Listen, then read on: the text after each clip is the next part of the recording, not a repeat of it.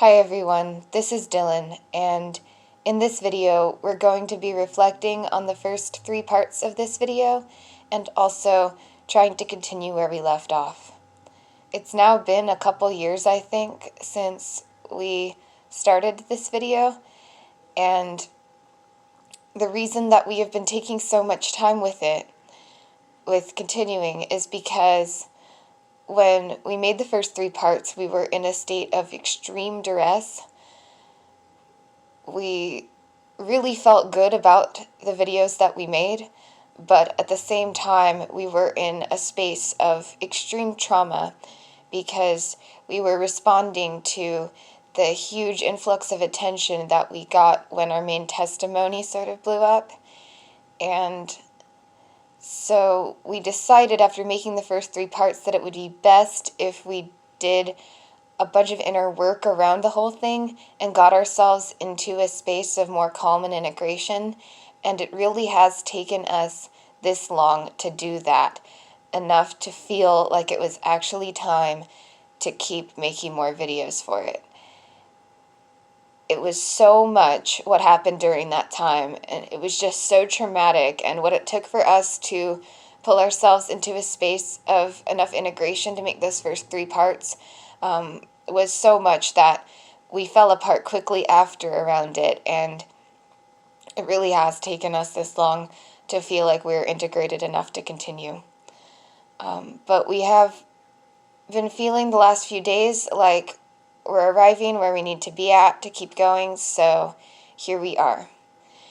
I haven't watched those videos in a really long time, so I don't actually know everything that I said, and we decided that it would be best if I, the author who has been chosen to come forward and speak here, didn't actually watch them over this time.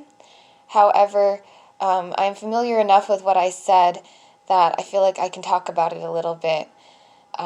So I know we talked a lot about nonviolence and how we think it's really important that people respond to what we're saying nonviolently.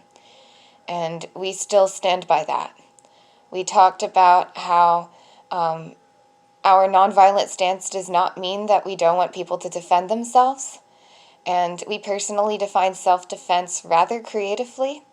However, we do think it's really important that we stick to a message of nonviolence here because, first of all, we know how easily misinterpreted a lot of what we say is, and we know how easy it could be for people to react to what we're saying with violence without really understanding who it is they're targeting with that violence and whether or not they deserve it.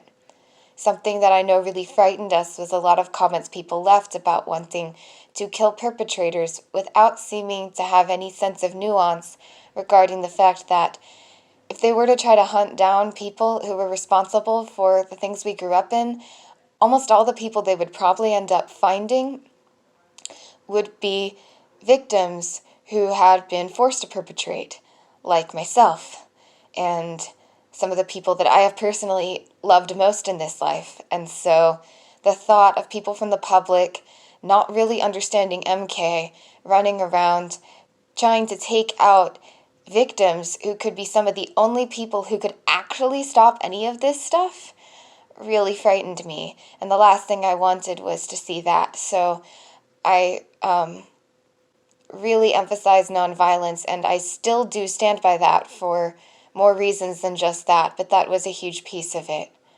I really do personally feel, though, that we all need to be on the same page, so to speak, regarding what our... Sorry, there's a siren going off, and it's very triggering for me, and it's made a part that was helping me do this sort of shy away, and now I'm feeling slightly shaky about talking. So I'm going to take a moment to recall that part, so to speak, and see if I can get them back on my side. If they're not in my little bubble inside, that makes this very hard. Okay, the siren has stopped, and I think they're coming back. The sound of people talking is very difficult for me to cope with, but that's not as bad. Okay, yeah, Yeah, now I do not remember what we were talking about. So I'm just going to try to talk about some more things that I was planning to talk about. Oh, yes, now I do remember. Okay, I was going to talk about having a collective vision of utopia and what we are actually working towards. And I don't mean that in some creepy culty way, but I mean an actual ideal to work towards, a vision of what humanity would look like if it was healthy and functioning. Because I think that it's really important when doing any kind of activism work to be aware of where it fits into the bigger picture of things.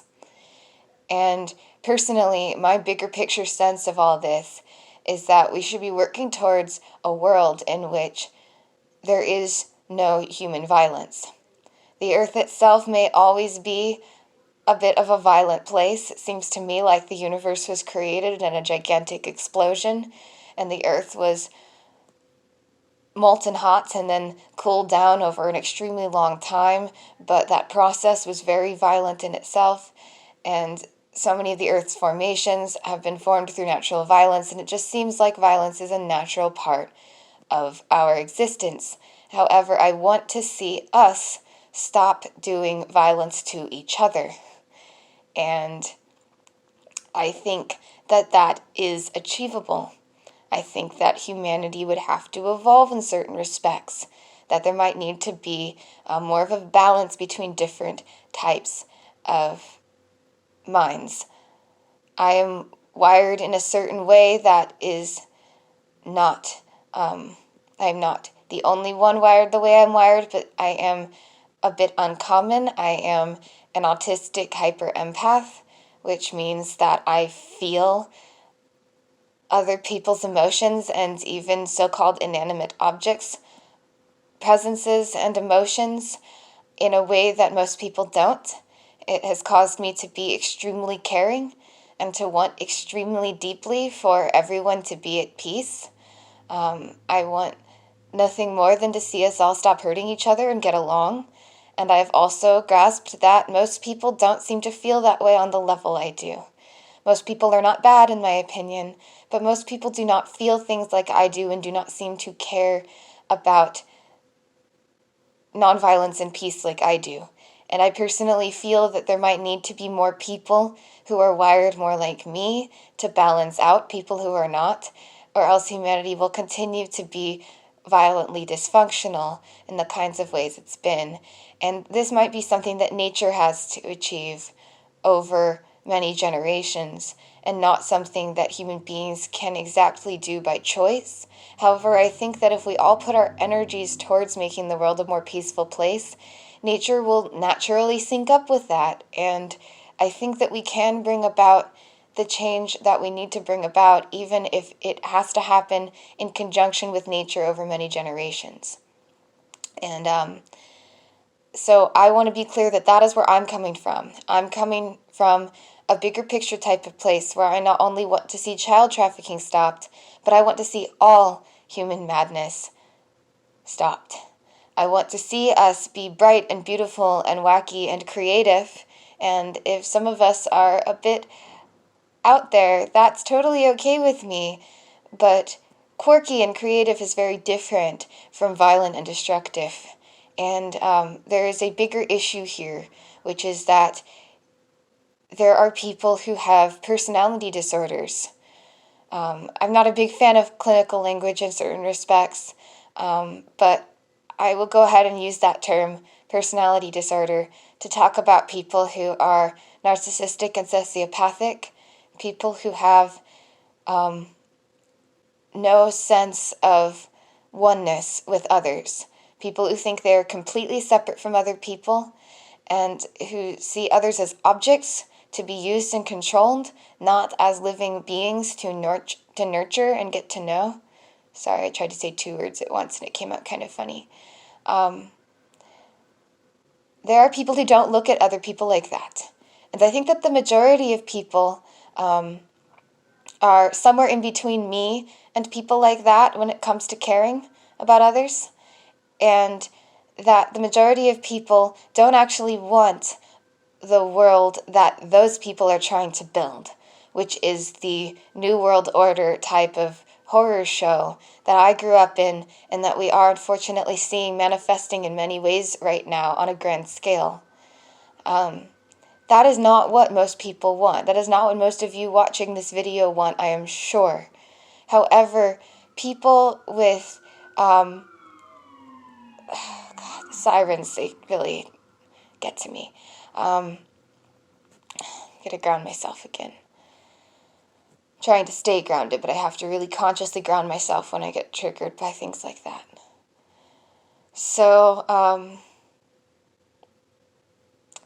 yeah, the majority of people, I think, are wired in a way where they don't want that kind of world, but they are not the most sensitive when it comes to discerning when people with personality disorders are trying to bring that about and are trying to use them specifically to do it.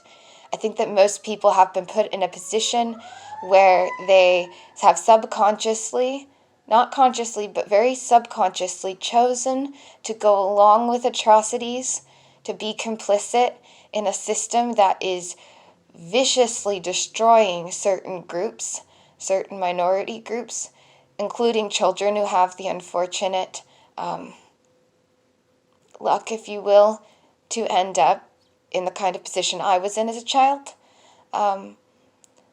Most people have been put in a position to be complicit with atrocities against certain groups, and they might not realize that they're even happening or that they've made these choices subconsciously, but they have. And we really need the majority of people to start choosing to align themselves more with the minority of people like myself who care extremely about people's well-being rather than the minority of people who care extremely about destroying people's well-being. And so I hold these things in my mind. I hold different, I hold all of this in my mind, and I really think it's important that those of you who want to be a part of stopping extreme child abuse understand that in order to do so, in order to do any kind of activism work, you probably have to hold these kinds of things in your mind too. And I'm not trying to tell you what to think. I don't want anyone to listen to this and to just, without actually thinking about what I've said, go, okay, I'll think like that, and not really actually think more deeply. I really want everyone to find their own relationship with what I'm saying. I am coming from the perspective of a hyper-empathetic autistic, like I said, and so I don't expect most of you to be able to see things the way I do. However, hold on one moment. Hey love, I'm making a video. One moment. Sorry, my husband is coming home. I should wrap this up. Yeah, I don't expect all of you to be able to see it the way that I do, and I'm not trying to suggest that my perspective is the ultimate perspective, but I do think it's really important that you all find your own sense of this, and hopefully those of you who are not wired like me can understand some of the wisdom that I'm saying, the wisdom in some of what I'm saying, and see that it is really important to recognize where you have aligned your energies with people who wish to destroy humanity, and how you might be able to realign your energies with those around you who are wired more like you, and with people who are wired in a way that may give them special insight into what's going on here. Okay, this was really rambly, and I have so much more that I wanted to say, but I guess this is going to be part 4, and we'll have to save all that for future parts. Thank you so much.